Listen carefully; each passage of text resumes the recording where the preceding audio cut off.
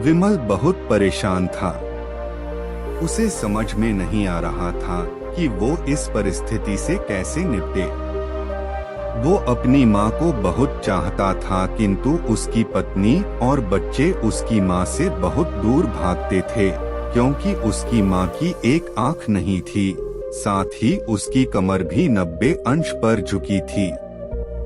वैसे वह अपना काम सब खुद कर लेती है, किंतु फिर भी वो उसकी पत्नी और बच्चों के लिए हमेशा खटकती है। दादी, आप ऊपर के कमरे में जाओ, मेरे दोस्त आ रहे हैं, विमल के बेटे अखिल ने बड़े बेरुखी से कहा। पर बेटा, मैं तो यहाँ बहुत दूर बैठी हूँ, विमल की माँ ने बहुत प्यार से कहा। नहीं, आप उनके सामने मत रहो, वो मुझे चिढ़ाते हैं, अखिल ने जोर से डांटते हुए कहा। क्या हुआ अखिल, क्यों चिल्ला रहे हो? विमल की पत्नी कामनी ने किचन से ही आवाज लगाई। देखो नमा, ये दादी यहीं ड्राइंग रूम में बैठी हैं और मेरे दोस्त आ रहे हैं, अखिल ने शिकायत भरे लहजे में कहा। माँ जी, आप ऊपर चली जाओ, क्यों हम लोगों को लाजवाती हो? कामनी ने बेटे का पक्ष लेते हुए कहा। बेचारी सरस्वती चुपचाप उठकर जीने के सहारे ऊपर जाने लगी। कमर झुकी होने के कारण उन्हें ऊपर चढ़ने में बहुत परेशानी हो रही थी, किंतु वो पूरी ताकत से ऊपर के एक अकेले कोने वाले कमरे में जाकर बैठ गईं। विमल बाजू के कमरे से सब सुन रहा था। उसे कष्ट हो रहा था कि उसकी माँ को अपमानित होना पड़ रहा है, किंतु वो असहाय था। अगर वो कुछ कहता है तो पत्नी और बच्चे उसका विरोध करने लगते हैं। दूसरे उनके तर्क भी सही लगते हैं। चूंकि वो एक प्रशासनिक अधिकारी था, उसका सामाजिक स्तर बहुत ऊंचा था, उसकी ससुराल भी एक उच्च घराने में थी, अतः वह चुपचाप इस तरह हर दिन अपनी माँ को अपमानित होते देखता रहता था। रात को विमल की पत्नी ने कहा, देखो जी, अब कुछ करो। कल कलेक्टर साहब की पत्नी आई थी। माँ जी अपनी देशी धुन धारा में उनसे मिली। मुझे बहुत शर्म आ रही थी बताते हुए कि ये मेरी सास हैं। मैंने कह दिया कि दूर की रिश्तेदार हैं, इलाज कराने आई हैं। विमल को रोना आ गया, किंतु फिर भी वह चुप रहा।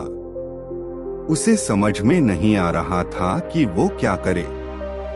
अपने बेटे की मन स्थिति को सरस्वती अच्छी तरह से जानती थी और बेटे को कोई कष्ट न हो इसलिए वो हर बात को चुपचाप सह लेती थी।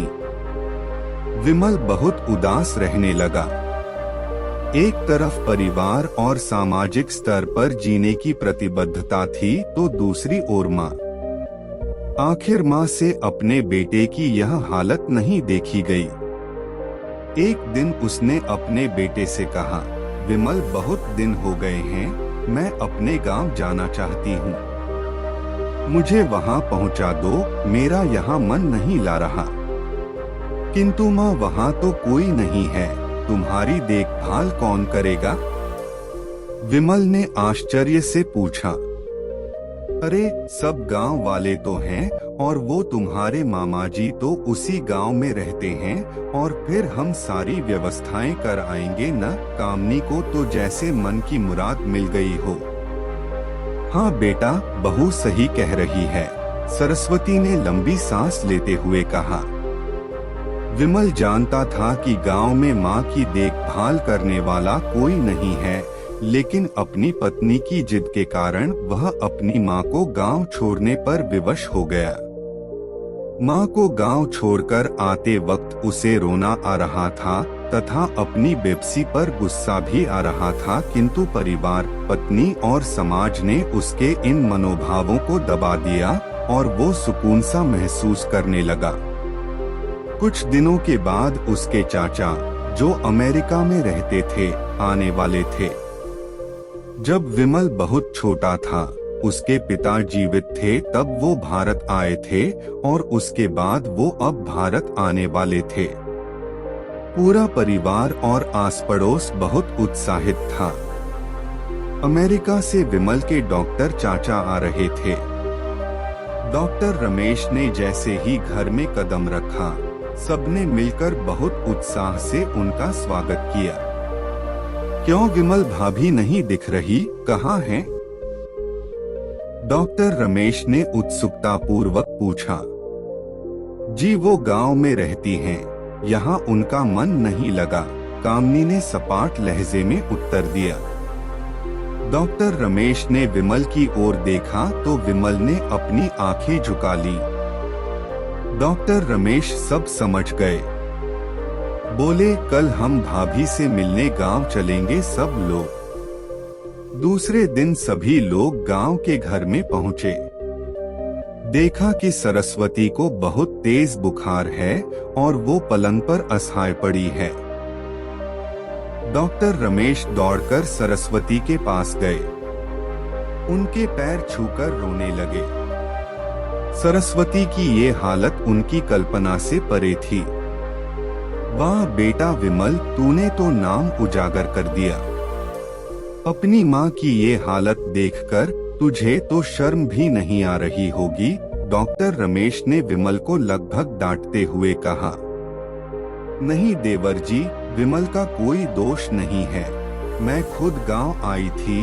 सरस्वती ने अपने बेटे का बचाव किया। मुझे सब पता चल गया भाभी, आप चुप रहो। क्यों बहू, तुम्हें अपनी सास की कुरूपता पसंद नहीं है? समाज में तुम्हें नीचा देखना पड़ता है ना? डॉक्टर रमेश ने कामनी की ओर व्यंग्य से देखा। कामनी निरुत्तर होकर विमल को देखने लगी। आज तुम जिस सामाजिक स्तर पर हो वो इन्हीं के संघर्षों की देन है। और बेटा विमल, तुम्हें शायद मालूम न हो कि बचपन में जब तुम 1 साल के थे तब छत से नीचे गिरने के कारण तुम्हारी एक आंख फूट गई थी और तुम्हारी रीढ़ की हड्डी में भी समस्या थी। तब तुम्हारी इस कुरूप माँ ने अपनी एक आंख और अपना बोन मेरो तुम्हें देकर इतना सुंदर स्वरूप दिया था। कामनी बेटा, इतने सालों तक संघर्ष करके बेटे को प्रशासनिक अधिकारी बनाने वाली इस संघर्षशील औरत की तुम लोगों ने यह दशा कर दी। तुम्हें ईश्वर कभी माफ नहीं करेगा। डॉक्टर रमेश की आंखों से अश्रु जलधारा बह रही थी। अब भाभी, आप मेरे साथ अमेरिका जाएंगी, यहाँ इन स्वार्थी लोगों के बीच नहीं रहेंगी, डॉक्टर रमेश ने सरस्वती से कहा। विमल को तो काटो तो खून नहीं था। डॉक्टर रमेश जो उसके चाचा थे, उन्होंने जो राज बताया उसके बाद तो विमल को यही लग रहा था कि उससे ज्यादा पापी इंसान इस दुनिया में कोई और है ही नहीं। वह दौड़ता गया और माँ सरस्वती के कदमों से लिपट गया। माँ, मेरा अपराध अक्षम्य है। मैं जानबूझकर चुप्पी साधे रहा, आपका अपमान करवाता रहा। अब सिर्फ आप ही उस घर में मेरे साथ रहेंगी और कोई नहीं। विमल ने आग्नेय दृष्टि से अपनी पत्नी और बच्चों को देखा। कामनी को भी बहुत पश्चाताप हो रहा था, किंतु उसकी हिम्मत नहीं हो रही थी कि वो सरस्वती से आंख मिलाए। सरस्वती ने कामनी की मन स्थिति को समझकर उसको पुचकारते हुए अपने पास बुलाया और विमल को डांटते हुए कहा, खबरदार, जो मेरी बहू को मुझसे अलग करने की कोशिश की तो तुझे ही घर से बाहर निकाल दूंगी। कामनी और बच्चों ने सरस्वती के पैर पड़ते हुए अपने व्यवहार पर माफी मांगी और माँ के हृदय ने सबको माफ कर दिया। दोस्तों, ये कहानी अच्छी लगी हो तो लाइक और सब्सक्राइब जरूर करें।